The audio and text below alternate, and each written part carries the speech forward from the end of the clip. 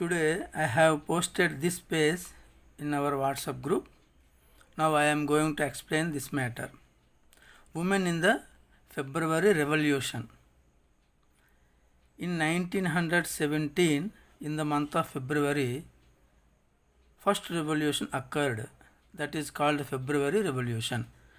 It is also called March Revolution. According to the Julian calendar, this is called February Revolution. According to the Gregorian calendar, this is called March Revolution. Women workers often inspired their male co-workers.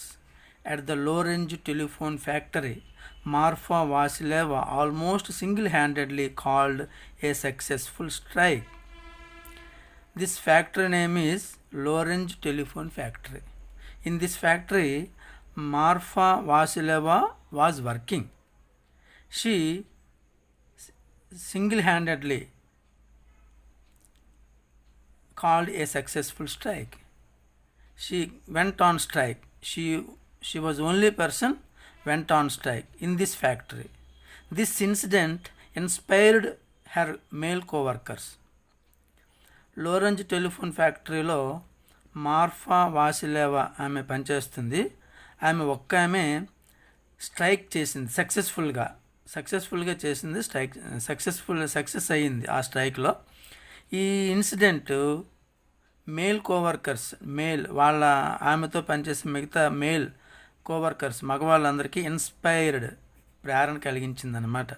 అంటే వాళ్ళు కూడా స్ట్రైక్లో పాల్గొనడానికి ఈ సంఘటన దోహదపడింది. Already that morning in celebration of women's day, women workers had presented red bows to the men. That day they were celebrating Women's Day. So women workers gave presentation to the men. What did they give? Red bows. Medapattilu. Errati medapattilu. Bows. Bows means medapattilu. Medapattilu icharu. Then Marfa Vasileva, a milling machine operator, stopped work and declared an impromptu strike. She suddenly అనుకోకుండా, impromptu means done without being planned, అప్పటికప్పుడు. Impromptu means done without being planned, planning లేకుండా అప్పటికప్పుడు ఆమె ఏం చేసింది? he called strike, declared an impromptu strike. She was working as a milling machine operator. ఆమె milling machine operator. వెంటనే work ఆపేసి స్ట్రైక్లో పాల్గొన్నదన్నమాట. The workers on the floor were ready to support her. Coworkers are ready to support her. ఆమెతో పనిచేసే వాళ్ళందరూ కూడా ready అయ్యారు ఆమెకు సపోర్ట్ చేయడానికి. The foreman informed the management and sent her a loaf of bread. వెంటనే ఆ foreman means supervisor. Foreman, a male worker who supervises and directs other workers. అంటే సూపర్వైజ్ చేసిన వాడిని ఫోర్మ్యాన్ అంటారు. The foreman informed the management and sent her a loaf of bread. Loaf of bread, పూర్తి bread మొత్తం. Loaf అంటే మొత్తం bread అంతటిని ఆ మేనేజ్మెంట్ వాళ్ళు పంపించారు ఇవిడికి. ఎవరికి? మార్ఫా వాసిలేవాకి. She took the bread but refuse to go back to work. ఆమె బ్రెడ్ తీసుకుంది but refuse to go back to work చేయడానికి ఇష్టపడలేదు. వర్క్ మాత్రం చేయనని చెప్పేసింది. The administrator asked her why she refused to work, and అప్పుడు ఆ అడ్మినిస్ట్రేటర్ వచ్చి వై ఆర్ యూ రిఫ్యూజింగ్, ఎందుకు రిఫ్యూజ్ చేస్తున్నా వర్క్ చేయడానికి అని అడిగితే she replied, I cannot be the only one who is satiated. satiated, satisfied to the full. Satiated means satisfied to the full. I cannot be the only one who is satiated when others are hungry. She replied that my co-workers are still hungry. So I do not want to satisfy with this bread.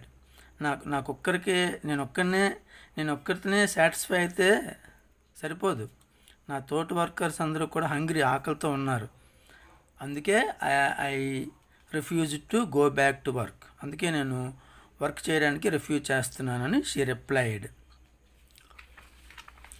Women workers from another section of the factory gathered around Marfa in support, and gradually all other women ceased working.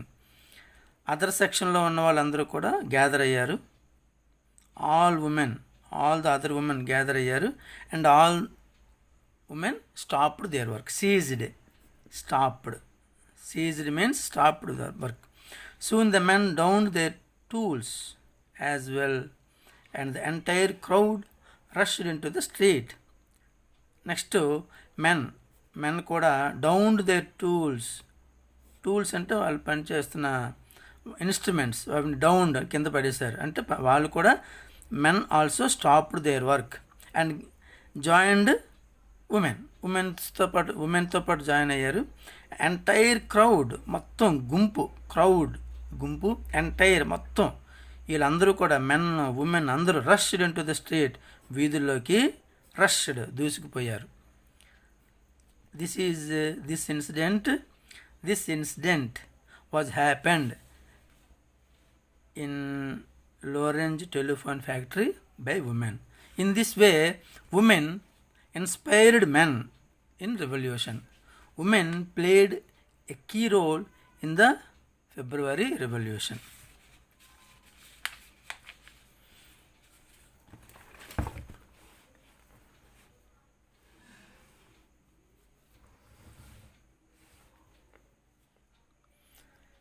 Rise of Stalin. After the death of Lenin in 1924, Stalin emerged as the leader of the Communist Party. Lenin, who was the Bolshevik leader, he died in 1924. In the second revolution, Bolsheviks seized power from the provisional government. Second revolution occurred in the October according to the Julian calendar, November according to the Gregorian calendar. Second revolution Julian calendar ప్రకారం అక్టోబర్లో వచ్చింది, Gregorian calendar ప్రకారం నవంబర్లో వచ్చింది. దాన్ని second revolution లేదా October revolution లేదా November revolution అని అంటారు. దీనికి ఎవరు నాయకత్వం వహించారు? బోల్షివిక్స్ ఎవరు? A group of Russian communist party. Russia communist పార్టీలో ఒక గ్రూప్ వాళ్ళని బోల్షివిక్స్ అంటారు. Who was their leader? వాళ్ళ లీడర్ ఎవరు? Vladimir Lenin. అతను హీ డైడ్ ఇన్ 1924. అతని తర్వాత Stalin emerged as the leader of the communist party. అతని తర్వాత స్టాలిన్ పెద్ద నాయకుడు అయ్యాడు. Over the next decades, he established his absolute control and put an end to all opposition. Next coming yearsలో he established control. అతను control సంపాదించాడు పార్టీలో, ఆ Russian communist పార్టీలో. he gained control over others.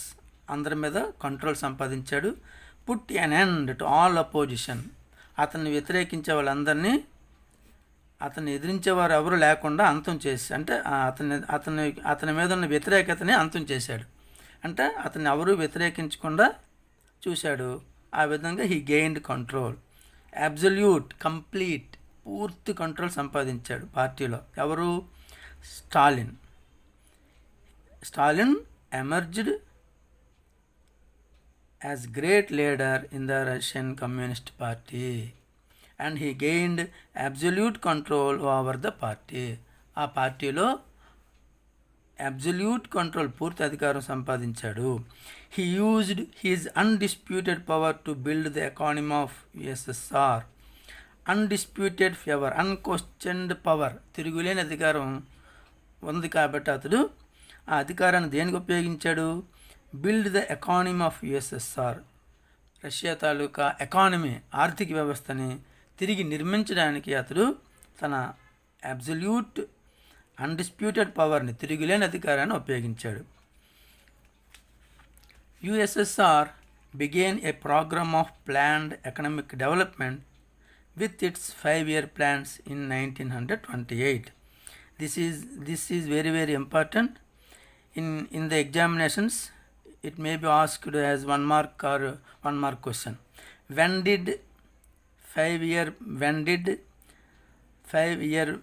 was 5-year plan started in USSR అని అడుగుతాడు. When was 5-year plan started in Russia?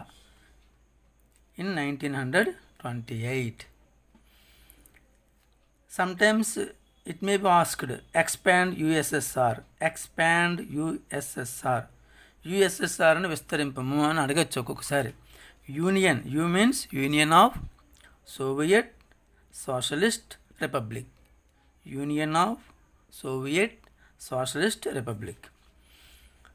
ఈ Joseph Stalin అధికారంలోకి వచ్చిన తర్వాత అతడు స్టార్ట్ చేశాడు ఏంటి? 5-year ప్లాన్స్ స్టార్ట్ చేశాడు. He started 5-year plans. ఎందుకు?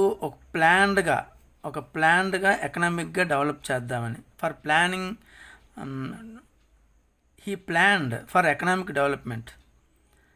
అందుకోసం హీ యూజ్డ్ 5-year ప్లాన్స్. అతను 5 years ప్లాన్స్ని తయారు చేసి ఆ విధంగా ఈ according to this plan he developed the country.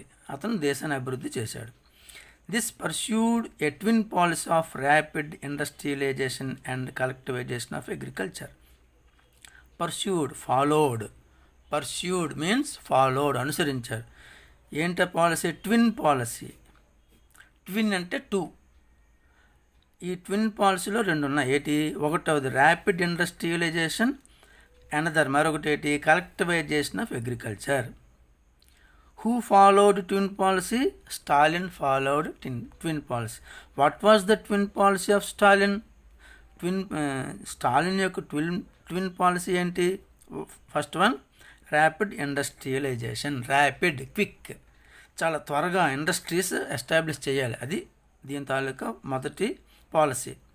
Rapid industrialisation అంటే industries, more industry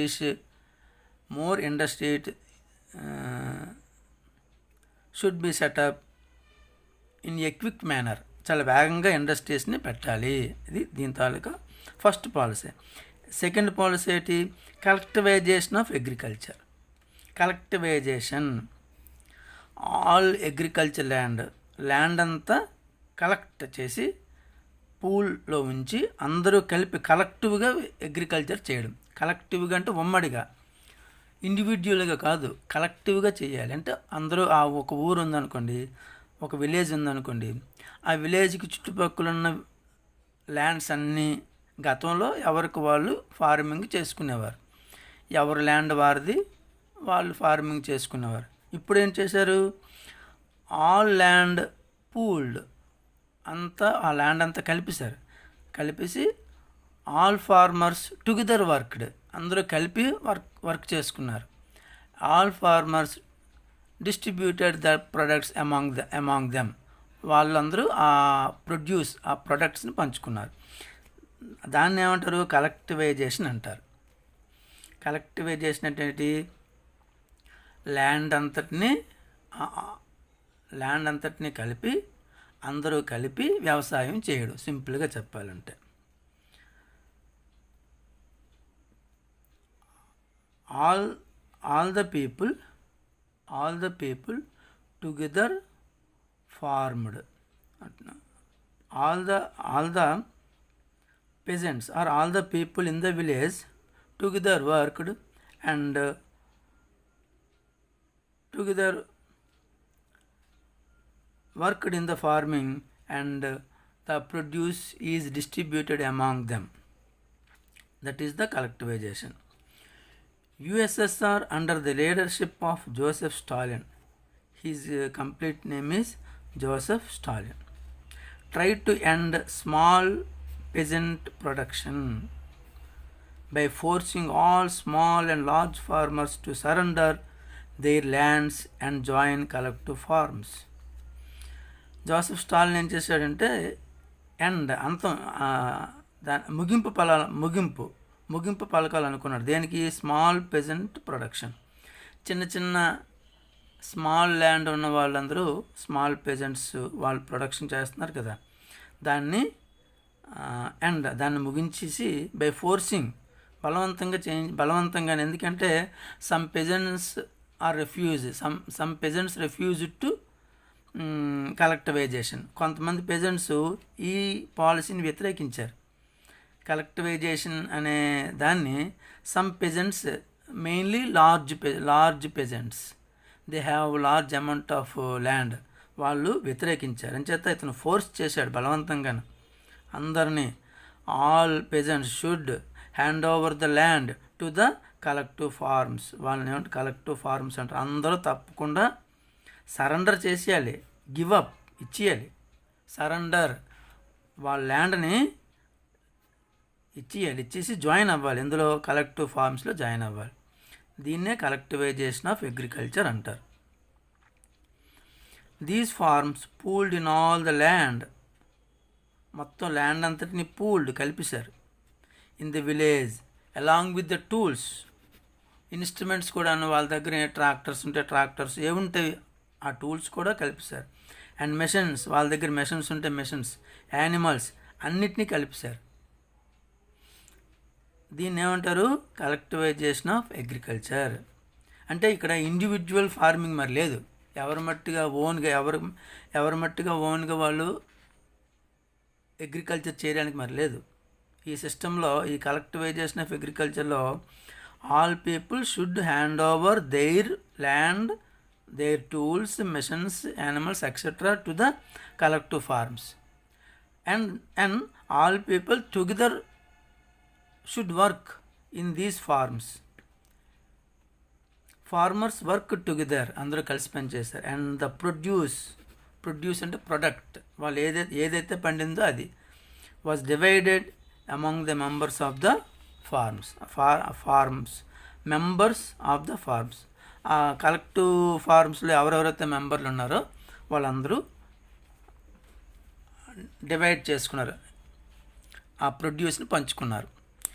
the idea was to shift from small holding farming అంటే స్మాల్ అంటే చిన్నది, హోల్డింగ్ అంటే ఏరియా, చిన్న ఏరియాలో ఫార్మింగ్ చేయడాన్ని, అంటే చిన్న పొలంలో ఫార్మింగ్ చేయడాన్ని ఏమంటారు? Small holding farming. ఈ పద్ధతి నుంచి, స్మాల్ హోల్డింగ్ ఫార్మింగ్ నుంచి దేనికి షిఫ్ట్ అవ్వాలి? Large scale farming. Large scale అంటే లార్జ్, పెద్ద స్కేల్ అంటే సైజు, పెద్ద సైజులో ఉండే ఫార్మింగ్ అంటే పెద్ద పొలాలు, చాలా విశాలమైన ఎక్స్టెన్సివ్ ల్యాండ్, ఎక్స్టెన్సివ్ ఏరియా, విశాలమైన ఏరియాలో ఫార్మింగ్ చేయడాన్ని లార్జ్ స్కేల్ ఫార్మింగ్ అంటారు. ఎవరి మట్టికి వాళ్ళు చిన్న స్మాల్ ఏరియాలో ఫార్మింగ్ చేయడాన్ని స్మాల్ హోల్డింగ్ ఫార్మింగ్ అంటారు. ఈ సిస్టమ్ని, ఈ స్మాల్ హోల్డింగ్ ఫార్మింగ్ నుంచి దేనికి షిఫ్ట్ అవ్వాలి? లార్జ్ స్కేల్ ఫార్మింగ్కి షిఫ్ట్ అవ్వాలి. అది దీని తాలూకా ఐడియా. ఈ కలెక్టివ్ ఫార్మ్స్ తాలూకా ఐడియా ఏంటి? Shifting from small holding farming to large scale farming so that new techniques and machines could be used. అందువల్ల ఏంటి లాభం? న్యూ టెక్నిక్స్ ఉపయోగించవచ్చు, న్యూ మెషిన్స్ని కూడా ఉపయోగించవచ్చు. అదే స్మాల్ హోల్డింగ్ ఫార్మింగ్లో న్యూ మెషిన్స్ ఉపయోగించడం కొంచెం కష్టం, ఎందుకంటే మెషిన్స్కి they require a lot of amount. New techniques, new machines ఉపయోగించాలనుకోండి స్మాల్ హోల్డింగ్ ఫార్మింగ్లో, they require a large amount that is expensive also. అదే లార్జ్ స్కేల్ ఫార్మింగ్ అనుకోండి, అందరూ కలిపి ఆల్ మెంబర్స్ టుగెదర్ వర్క్, కాబట్టి వాళ్ళ దగ్గర దే హ్యావ్ లార్జ్ అమౌంట్, వాళ్ళ దగ్గర ఎక్కువ మొత్తం ఉంటుంది కాబట్టి they can use new techniques and also new machines. అందుకోసం ఈ ఈ షిఫ్టింగ్ అనేది జరిగింది. ఏంటో షిఫ్టింగు? స్మాల్ హోల్డింగ్ ఫార్మింగ్, చిన్న స్మాల్ ఏరియాలో ఫార్మింగ్ చేయడం అనే పద్ధతి నుంచి లార్జ్ స్కేల్ ఫార్మింగ్, లార్జ్ ఏరియాలో ఫార్మింగ్ చేయడానికి షిఫ్ట్ అయ్యారనమాట. Thousands of peasants, especially the large farmers, resisted అంటే వ్యతిరేకించారు, రిఫ్యూజ్డ్ దిస్. చాలామంది వేల మంది పెజెంట్స్ దీన్ని, ఈ సిస్టమ్ని వ్యతిరేకించారు. ఏ సిస్టమ్ని? కలెక్టివైజేషన్ ఆఫ్ అగ్రికల్చర్, దీన్ని వ్యతిరేకించారు. And had to face imprisonment. అయితే జోసెఫ్ స్టాలిన్ ఏం చేశాడు? అటువంటి వాళ్ళందరికీ ఇంప్రిజన్మెంట్, జైలు శిక్ష వేశాడు కొంతమందికి. డిపోర్టేషన్, దేశ బహిష్కరణ, దేశాన్ని నుంచి బహిష్కరించాడు. డిపోర్టేషన్, దేశ బహిష్కరణ. ఇంప్రిజన్మెంట్, జైలు శిక్ష. అండ్ ఈవెన్ డెత్, ఇంకా కొంతమందికి డెత్ అంటే వాళ్ళకి మరణశిక్ష కూడా వేశారు. This caused a severe famine, severe తీవ్రమైన, ఫెమిన్ అంటే కరువు వచ్చింది. అంటే స్టార్టింగ్లో many thousands of peasants resisted, చాలామంది దీనికి వ్యతిరేకించారు. కొంతమంది భయంతో వర్క్ చేశారు, మనస్ఫూర్తిగా వర్క్ చేయలేదు, భయంతో వర్క్ చేశారు. అందువల్ల ఇనీషియల్గా అంటే స్టార్టింగ్లో ప్రొడక్షన్ బాగా తగ్గిపోయింది. ప్రొడక్షన్ బాగా తగ్గిపోతే ఏటవుతుంది? స్కేర్సిటీ ఆఫ్ ఫుడ్కి స్కేర్సిటీ వస్తుంది. స్కేర్సిటీ అంటే కొరత. ఫెమిన్ అంటే ఎక్స్ట్రీమ్ స్కేర్సిటీ ఆఫ్ ఫుడ్కి తీవ్రమైన కొరత రావడాన్ని ఫెమిన్ అంటారు. తీవ్రమైన కొరత వస్తే పేదవాళ్ళకి చాలామందికి ఫుడ్ దొరకదు, వాళ్ళందరూ చనిపోతారనమాట ఫెమిన్లో. ఎప్పుడొచ్చింది? 1929-30, leading to the death of a very large number of people. చాలా పెద్ద మొత్తంలో many people died in this famine. They died of hungry, ఆకలితో చచ్చిపోయారు. After an initial period of decline అంటే డిక్రీజ్ అంటే తగ్గడం. మొదట్లో తగ్గింది, ప్రొడక్షన్ అయితే తగ్గింది మొదట్లో. అగ్రికల్చర్ ప్రొడక్షన్ సూన్ రోజ్, త్వరలోనే మళ్ళీ ఆ ప్రొడక్షను పెరిగింది. మొదట్లో తగ్గిన ఆ తర్వాత అందరూ all the members agreed this policy. They worked willfully and they worked together and production was raised. అంచేత ప్రొడక్షన్ బాగా పెరిగింది. And helped USSR to also build its industries on an unprecedented scale. గతంలో ఎప్పుడూ లేనంతగా స్కేల్, మొత్తంలో అంత పెద్ద సైజులో industries కూడా బాగా డెవలప్ అయ్యాయి. అగ్రికల్చర్ ప్రొడక్షన్ పెరిగింది, దానికి తగ్గట్టుగా ఇండస్ట్రీస్ కూడా అన్ప్రెసిడెంటెడ్ స్కేల్, ఎప్పుడూ లేనంత, ఇంతకు ముందెన్నడూ లేనంత పెద్ద మొత్తంలో ఆ డెవలప్మెంట్ అనేది జరిగింది. All industries were owned by the state. All industries were nationalised. All industries were taken over by the state. గతంలో ఈ ఇండస్ట్రీస్ని ప్రైవేట్ ఇండివిజువల్స్ నడిపేవారు. Private individuals owned these industries. Private వ్యక్తులు ఈ ఇండస్ట్రీస్కి ఓనర్స్ అన్నమాట. ఇప్పుడు గవర్నమెంట్ ఏం చేసింది? ఇండస్ట్రీస్ అన్నిటినీ టుక్ ఓవర్, తీసుకుంది. ఇప్పుడు ఎవరు నడుపుతున్నారు ఇండస్ట్రీస్ని? గవర్నమెంటే నడుపుతుంది. Owned by the state. ఇక్కడ స్టేట్ అంటే ఇక్కడ రాజ్యం అని అర్థం, రాష్ట్రం అని అర్థం కాదు. స్టేట్ అంటే దేశం అని అర్థం. అంటే ఆ దేశంలో ఉండే ప్రభుత్వమే ఇండస్ట్రీస్కి ఓనర్ అన్నమాట. ఇప్పుడు గతంలో ఓనర్స్ ప్రైవేట్ వ్యక్తులు ఉండేవారు, ఆ ప్రాఫిట్స్ అన్నీ ఆ ప్రైవేట్ వాళ్ళే తీసుకునేవారు. ఇప్పుడు గవర్నమెంటే ఓనర్ కాబట్టి ఆ ప్రాఫిట్స్ అన్నీ గవర్నమెంట్ తీసుకుని వర్కర్స్కి ఇచ్చేస్తుంది అన్నమాట, పనిచేసిన వాళ్ళకి. Which did not allow free market. ఇక్కడ ఫ్రీ మార్కెట్ లేదు. ఫ్రీ మార్కెట్ అంటే అర్థం ఏంటంటే, ఫ్రీ మార్కెట్లో మనకి సెల్లర్ అంటే అమ్మేవాళ్ళు తమకి డిమాండ్ని బట్టి ప్రైస్ ఫిక్స్ చేసుకుని అమ్ముకుంటారు. గవర్నమెంట్ పర్మిషన్ ఉంటుంది. ఆ ఇండస్ట్రీస్ ఓనర్స్ వాళ్ళ ప్రొడక్ట్స్ని తమకు నచ్చిన రేట్లో అంటే డిమాండ్ని బట్టి రేట్ ఫిక్స్ చేసుకుని అమ్ముకుంటారు. దాన్ని ఫ్రీ మార్కెట్ అంటారు. ఇప్పుడు ఫ్రీ మార్కెట్ లేదు. ఎందుకు? గవర్నమెంటే ఓనరు, గవర్నమెంటే అమ్ముతుంది, ప్రైవేట్ వ్యక్తులు అమ్మడానికి లేదన్నమాట. అంచేత ఈ ఫ్రీ మార్కెట్ అనే సిస్టమ్ని రష్యాలో అలౌ చేయలేదు. All industries are owned by the government. So government sell the product at affordable price, అందరికీ అందుబాటులో ఉండే ధరలో, తక్కువ ధరలు. గవర్నమెంట్కి ఎప్పుడు కూడా ప్రాఫిట్ ముఖ్యం కాదు, వెల్ఫేర్ ఆఫ్ ద వర్కర్స్ ముఖ్యం. వర్కర్స్ యొక్క వెల్ఫేరే ముఖ్యం, గవర్నమెంట్కి ప్రాఫిట్ ముఖ్యం కాదు. అదే ప్రైవేట్ ఓనర్స్కి అయితే వాళ్ళకి ఏది ముఖ్యం? ప్రాఫిట్సే ముఖ్యం, వెల్ఫేర్ పెద్దగా పట్టించుకోరు. అంచేత ఫ్రీ మార్కెట్ని ఇక్కడ రష్యాలో అలౌ చేయలేదు. And sold the industrial products to the consumers డైరెక్ట్గా కన్జ్యూమర్స్కే అమ్మారు. కన్జ్యూమర్ ఎవరైతే వస్తువులు కొనుక్కొని వాడుకుంటారో వాళ్ళని కన్జ్యూమర్స్ అంటారు. మామూలుగా ఫ్రీ మార్కెట్లో ఇండస్ట్రియల్ ఓనరు వాళ్ళ దగ్గర నుంచి హోల్సేల్ డీలర్ కొనుక్కుంటాడు, వాళ్ళ దగ్గర నుంచి రిటైల్ డీలర్ కొనుక్కుంటాడు, వాళ్ళ దగ్గర నుంచి కన్జ్యూమర్ కొనుక్కుంటాడు. అంచేత వీళ్ళందరూ ప్రాఫిట్స్ వేసుకుంటారు. హోల్సేల్ డీలర్ వేసుకుంటాడు, రిటైల్ డీలర్ వేసుకుంటాడు. అందువల్ల ప్రైస్ పెరుగుతుంది. ఇక్కడ అలా కాదు, గవర్నమెంటే డైరెక్ట్గా అమ్మేస్తుంది. So prices should be less.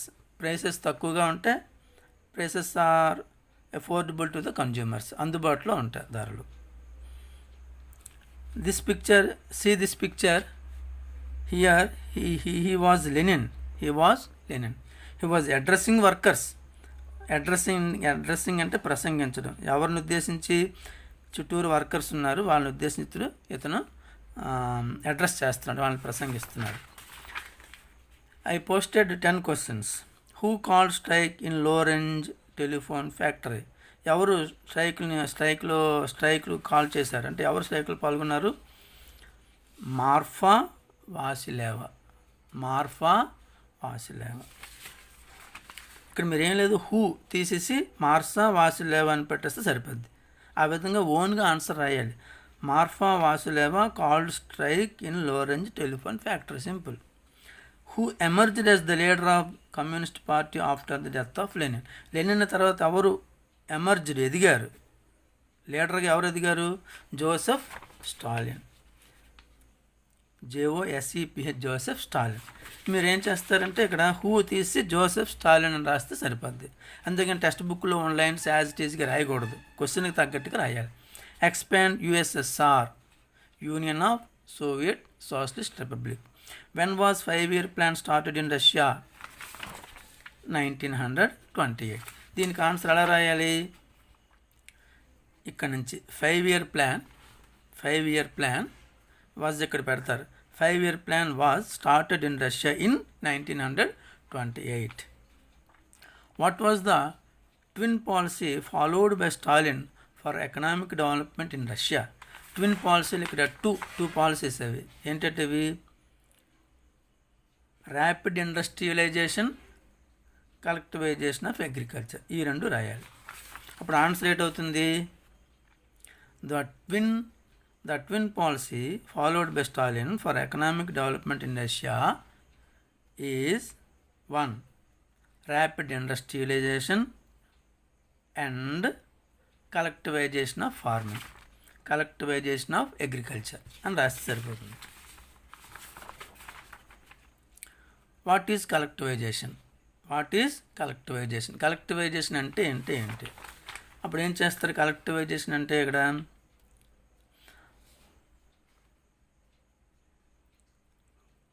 all small and large farmers surrendered their lands and joined collective farms అని కొంచెం మారుస్తారు. All small and large farmer, అందరూ కూడా small and large farmers surrender చేస్తారు, ఇచ్చారు their lands and joined collective farms join అయ్యారు.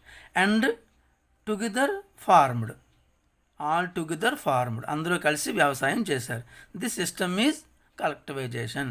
ఇంకా రాయిస్తే these farms pooled in all the land in the village along with tools and machines and animals. Farmers worked together and the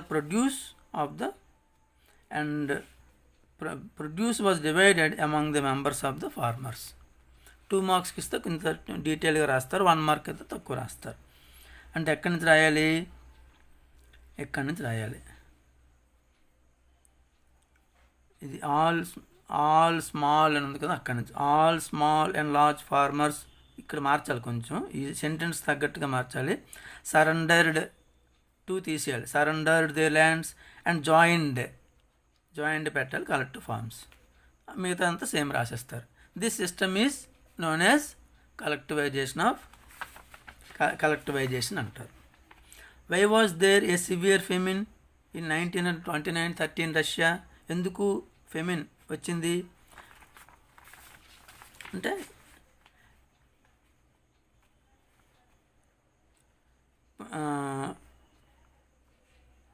కలెక్టివైజేషన్ కొంచెం మార్చి రాయాలి. Collectivisation was started in 1928. Thousands of peasants resisted this policy. ఈ సిస్టమ్ని చాలామంది resist చేశారు. Due to this produce is declined, production తగ్గిపోయింది.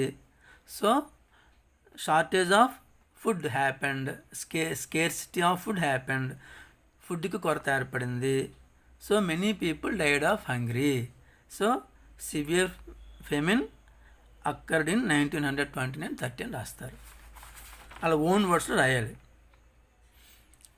చాలామంది thousands of farmers resisted this collectivisation. ఈ కలెక్టివైజేషన్ని చాలామంది రెసిస్టెడ్ చేశారు, అంటే వ్యతిరేకించారు. సో ప్రొడక్షన్ ఈజ్ డిక్రీజ్డ్, అందువల్ల ప్రొడక్షన్ తగ్గిపోయింది. అందువల్ల సివియర్ ఫెమిన్ అక్కర్డ్, సంభవించింది రాస్తారు అండ్ ఓన్ వర్డ్స్లో. Where was steel plant constructed in 3 years? ఈ పేరా ఇంతకు ఎక్స్ప్లెయిన్ చేయలేదు. However rapid construction led to poor working conditions. ఈ ట్విన్ పాలసీలో ఒకటేటి ర్యాపిడ్ ఇండస్ట్రియలైజేషన్. ఇది ఒక పాలసీ. ఇందువల్ల ర్యాపిడ్ అంటే క్విక్, చాలా వేగంగా చేయాలి. అందువల్ల ఏం చేశారు, చాలా వేగంగా కన్స్ట్రక్షన్, ఫ్యాక్టరీస్ యొక్క కన్స్ట్రక్షన్ స్పీడ్గా చేశారు. అందువల్ల కొన్ని వర్కింగ్ కండిషన్స్ పూర్, అంటే బాగా లేవు. స్పీడ్గా చేయడం వల్ల, క్వాలిటీ సరిగ్గా లేకపోవడం వల్ల, గాబరాగా చేయడం వల్ల వర్కింగ్ కండిషన్స్ సరిగ్గా లేవన్నమాట. దానికి ఒక ఎగ్జాంపుల్ ఇచ్చాడు. అంటే వర్కింగ్ కండిషన్స్ పూర్గా ఉన్నాయి అనడానికి ఒక ఎగ్జాంపుల్ ఉండాలి కదా. ఇన్ ద సిటీ ఆఫ్ మ్యాగ్నిటోగోర్స్క్, ఇది ఒక సిటీ పేరు, ఇది ఊరు పేరు. ఇందులో ఏంటి కట్టారు, the construction of steel plant కట్టారు. ఎన్నాళ్ళలో 3 yearsలో కట్టేశారు. వర్కర్స్ లివ్డ్ హార్డ్ లివ్స్, చాలా వర్కర్స్కి క్వార్టర్స్ అవి ఇచ్చారు. హార్డ్ లివ్స్, చాలా కష్టపడవలసి వస్తుంది, అంటే వాళ్ళకి సరైన ఫెసిలిటీస్ లేవన్నమాట. అందుకని హార్డ్ లివ్స్ అంటే చాలా కష్టమైన పరిస్థితుల్లో బతకవలసి వచ్చింది. And result was 550 stoppages of work in the first year alone. మొదటి సంవత్సరంలోనే 550 సార్లు వర్క్ ఆగిపోయింది. ఎందువల్ల స్పీడ్గా కట్టేశారు. అందువల్ల కొన్ని ప్రాబ్లమ్స్ వచ్చాయి, వర్క్ ఆగిపోయింది అనమాట. What is free market? Free market అంటే ఇది ఓన్గా రాయాలి, ఇందులో ఎక్కడ ఉండదు. ఇండస్ట్రియల్ ఓనర్స్ లేకపోతే ఇండస్ట్రియలిస్ట్స్ ప్రొడ్యూస్, ఇండస్ట్రియల్ ఓనర్స్ లేకపోతే ఇండస్ట్రియలిస్ట్స్ ఓన్ ఫ్యాక్టరీస్. ఇండస్ట్రియలిస్టులు ఫ్యాక్టరీస్కి ఓనర్స్గా ఉంటారు. దే ప్రొడ్యూస్ ద ప్రొడక్ట్స్, వాళ్ళు గూడ్స్ని లేకపోతే దే ప్రొడ్యూస్ ద గూడ్స్ని ప్రొడ్యూస్ చేస్తారు, అంటే ఉత్పత్తి చేస్తారు. They sell their goods in the market at the price fixed by them, వాళ్ళే నిర్ణయించుకుంటారు అంత రేటు కమ్మాలో. This is the free market. దాన్ని ఏమంటారు, ఫ్రీ మార్కెట్. ఇండస్ట్రియలిస్టులు ఫ్యాక్టరీస్కి ఓనర్స్గా ఉంటారు. వాళ్ళు గూడ్స్ని ప్రొడ్యూస్ చేస్తారు, వాళ్ళు వాళ్ళకి నచ్చిన ధరకి మార్కెట్లో అమ్ముకుంటారు. ఈ సిస్టమ్ని ఏమంటారు? ఫ్రీ మార్కెట్ అంటారు. ఈ ఫ్రీ మార్కెట్ అనేది సోవియట్ రష్యాలో లేదు. హూ వాజ్ ఇన్ ది పిక్చర్లో ఎవరున్నారు? Lenin. Okay, I explain this page entirely. Now try to answer these questions. If you have any doubts, once again listen this video or call me. Thank you.